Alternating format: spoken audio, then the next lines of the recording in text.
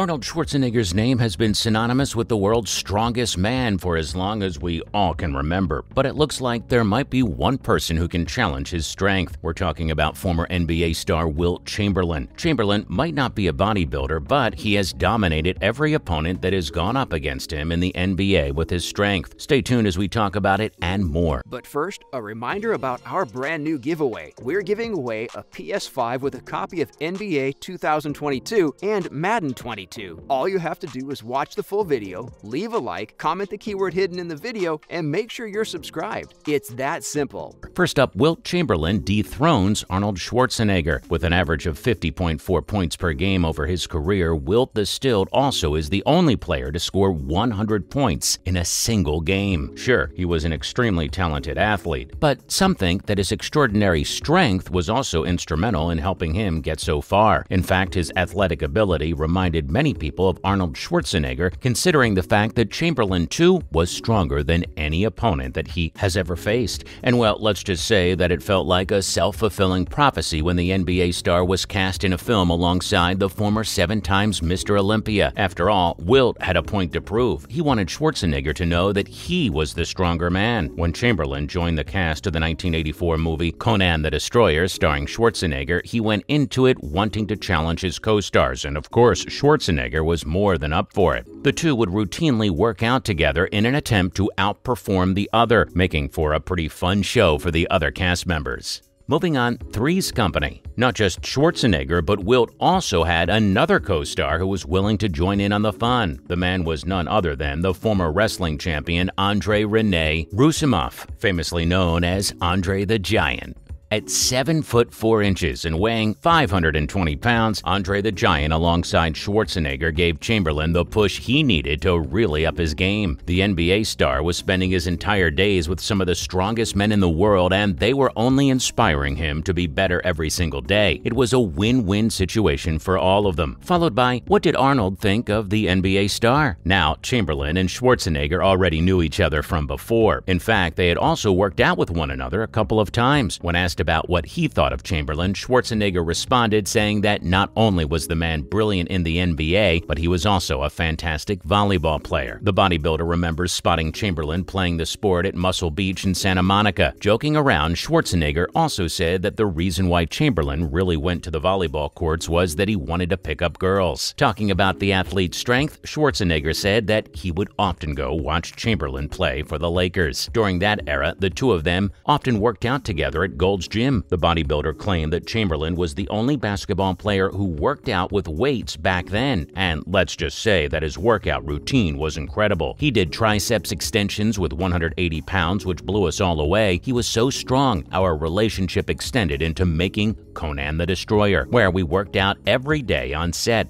says Schwarzenegger. Coming up, Chamberlain's routine. On the sets of Conan the Great, working out alongside Schwarzenegger and Andre the Giant, Wilt would bench press 500 pounds between takes. Whenever he had the time, he would hit the gym and build up his strength. And what's really crazy is that he was 49 years old at this point, so clearly age was just a number for this athlete. Chamberlain has also gone on to claim that he would actually bench press 600 pounds on the sets of the film, beating Schwarzenegger's personal best of 525 pounds. And while some people find it hard to believe because of the lack of evidence, fans think that Chamberlain could have easily achieved this feat. In fact, Schwarzenegger himself has said that together, Wilt and Andre the Giant would show him how much stronger they were compared to him, saying that Wilt would lift him up with one hand like it was nothing. They were so powerful, it was ridiculous, said the former bodybuilder. Lastly, is it all true? Wilt Chamberlain was a man of many talents, known as one of the greatest basketball players of all time. Wilt also set out to make a mark as one of the strongest people in the world, and while many have contested his strength, the NBA star proved repeatedly that the strength he possessed was unlike any other. And well, if the world's greatest bodybuilder is ready to verify the claims, what else is left? Moving on to Wilt Chamberlain's successful volleyball career. Chamberlain's success streak doesn't just end with the NBA. Of course, his strength is no surprise to anyone who knows the least bit about him. But what most people don't know is that the star NBA champ also had a pretty successful career in volleyball. Guess he wasn't just playing the game to impress girls after all. Wilt was the most athletic player the NBA has ever seen. He could run 440 yards in 49 seconds and 880 yards in 1 minute and 58 seconds. and that was while he was still in high school. The man could also jump 6 foot 6 inches in the high jump, and this kind of strength isn't just limited to one game. So when he retired from the NBA, he decided to not let his natural talent go to waste and tried his hand at volleyball. Let's talk about what the athlete did post-retirement. After retiring, Wilt Chamberlain wasn't going to sit back and relive his glory days. He was a man of action, so he tried his hand at acting and a bunch of other non-sports activities, but at the end of the day, sports is where his heart was. So while he never thought about pursuing a professional career in volleyball, he might as well have. Wilt would spend most of his time at Muscle and Sorrento Beach on the Santa Monica Pier, which is where he would engage in friendly volleyball games all day long. That's when he came across Volleyball Hall of Famer Gene Selznick, and the two became close friends very quickly. Gene helped Chamberlain understand the rules of the game. Upon Wilt's insistence, Gene started coaching the former NBA star and helping him become a better player. But according to Gene, Wilt didn't need any coaching. He was a pretty great player all on his own. All he needed was someone to help him fine-tune his skills. He had a passion for volleyball and did pretty well for a guy who never played until he was about 34 years old, said Gene. And because Wilt already had quite the reputation as an athlete, people would gather around the beach whenever he was playing, turning the whole thing into a sporting event of its own. The more he played, the more fans he attracted. Next up, David Walper signs Chamberlain. For those of you who don't know, David L. Walper, the director of the movie Willy Wonka and the Chocolate Factory, started the first ever professional sports league for volleyball called the International Volleyball Association, or the IVA. He actively sought Chamberlain because of how influential he was in the game and named him a player-owner of the Southern California Bangers. And while the team only played one season with Wilt being part of 5 games, he left everyone stunned with his performance. After that, he played on and off for the Orange County Stars, winning the MVP award in the IVA All-Star Game in 1977. This just proved the fact that the man could easily master every sport that he played. Wilt went on to play for the Seattle Smashers, and after that, he was also named the commissioner for the league. But it all ended when the league got embroiled in a financial disaster in 1979. Not just that, but things got worse when the owners of the Denver Hornets were trafficking drugs in the middle of a match and were arrested at halftime after being caught for the crime. So it came as no surprise when in 1980 the league ended for good. Finally, Wilt's legacy in the game.